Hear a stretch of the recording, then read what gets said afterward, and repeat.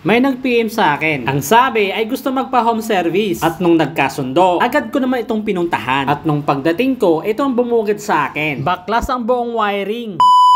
Ano nga ba ang unang gagawin kapag ganito ang bubungad sa inyo? Siyempre, ang una dyan mga katropa, magtatanong kayo sa owner. Yun ang ating magiging basihan kung saan tayo mag-uumpisa. Dahil error 12 at walang display sa panel gauge, binaklas ko yung gilid kung saan nakapwesto ang magneto. Sa magneto pa lang, napapansin ko na ang mga kalawang. Pagdating naman sa stator ay lalong lumala. Hindi mo na nga mapapansin dito ang pinakabakal. Kaya naman, ito yung pinakadahilan kung bakit ayaw umikot yung magneto. Sa mga nagkakaroon ng error 12, huwag muna kayo bumili ng stator kasi nagkakahalaga yan ng 7,000 plus. Kaya ang ating gagawin, lilihain. Sa ganitong paraan, maiiwasan natin gumastos ng malaki. Saka na kayo bumili ng pyesa kapag nalinis na ang stator at magneto. Na-check yung 6 na wiring ng CKP sensor. 3 wire ng stator, 2 wire ng ignition coil, papuntang ECU. Tingnan nyo mga katropa kung gaano kakapal yung kalawang dito sa stator. Kailangan nyo alisin yung mga kalawang para mapalabas yung pinakabakal nito. Kahit nga wala tayong mamahaling diagnostic tool, basta nasa tama ang proseso, maiiwasan mo syempre ang gumastos ng doble-doble. Matapos ko nga itong maliha at mapalabas yung pinakabakal ng stator, ito na yung bagong itsura compare sa before. Medyo mahirap at matagal kasi mano-mano ang proseso para sa quality na serbisyo at hindi na pabalik-balik pa. Nag-double check ako sa wire ng stator kung may sunog at walang putol. Bawat wire nga nito ay aking tinesting. Pwede rin kasi ito ang dahilan kung bakit ito ay nagloloko. Dahil may end-to-end contact naman ang bawat linya, pumunta naman tayo sa kabilang harness. At dito mayroong mga wiring na putol. Yung iba naman ay nababalata na. Kaya atin itong hininang at nilagyan ng insulator. Dumako naman tayo sa 2 wire ng ignition coil at sa 6 na wire ng CKP sensor. Tulad ng pag-troubleshoot sa 3 wire ng stator. Good news, lahat ng may linya ay may end-to-end contact. Ibig sabihin, wala dito ang pinaka-problema sa pagdo-troubleshoot ng buong wiring. Ito talaga yung pinaka-thrill at challenging. Medyo may kahirapan nga ito, pero napakasarap sa feeling. Matapos ko nga ma-check yung ibang part na harness nitong motorsiklo, kiniskis ko naman itong magneto. At dahil walang response itong 2 relay, tulad ng starting charging relay at accessories line relay, wala nga itong response sa unang battery. Pakinggan nyo itong mga loading. 15 minutes.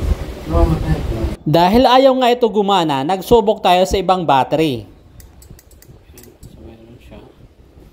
Dahil wala namang problema yung 2 relay at walang problema dun sa panggilid kung nasaan yung fan belt at may compression naman yung makina, binalik ko yung 3 socket kung saan nakakonect sa ECU at radiator ng motorsiklo. Sabay start kung gagana na nga ba. So ito mga katropa, may check engine pa rin. So pag umandar to, mawawala yan. So sana umandar. Oh!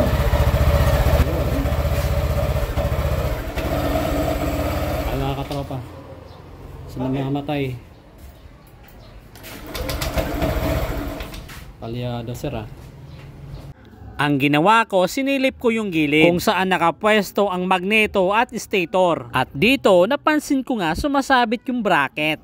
Dahil pumapalya yung andar, nag-check ako sa stator. At yun nga, sumasabit yung magneto sa bracket ng 3 wire. Kaya ito ay aking in-adjust. Binalik sa pwesto ang stator at magneto. Sabay po start ng pangalawa kung gagana na nga ba.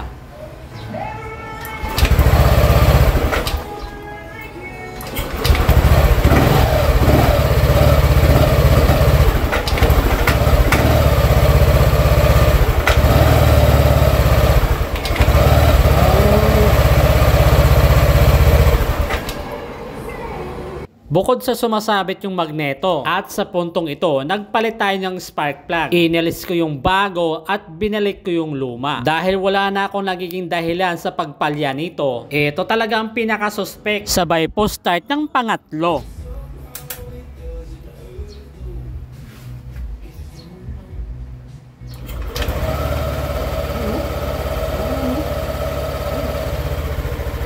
Ito nga yung itsura ng Aerox mga katropa. Nung ako ay dumating, tanggal ang mga kaha, ladlad ang buong wiring. Kaya naman yung aking gagawin dito ay aking babalutin. Ibabalik yung dating harness para nga ito sa ating quality service. Nag-umpisa nga ako dito mga katropa alas 10 ng umaga at natapos din ako alas 9 ng gabi. Ngayon makikita nyo mga katropa ang pinagkaiba. Balot na ang buong wiring at hindi ka na mangangamba na ito'y gamitin pa. Sa mga gustong sumubok sa aking talento, mag-PM lang kayo.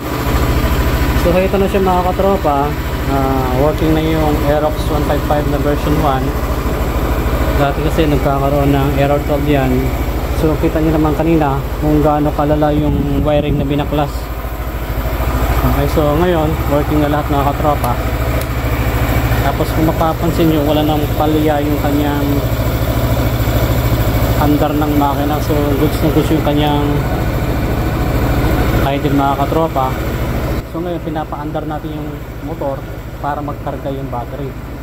Okay, so sa mga gusto magpagawa sa akin mga katropa, katulad nitong Aerox version 1 nagkakaroon ng error 12 o kaya kahit anong mga motor na nagkakaroon ng error, paki-PM na lang ako sa aking messenger.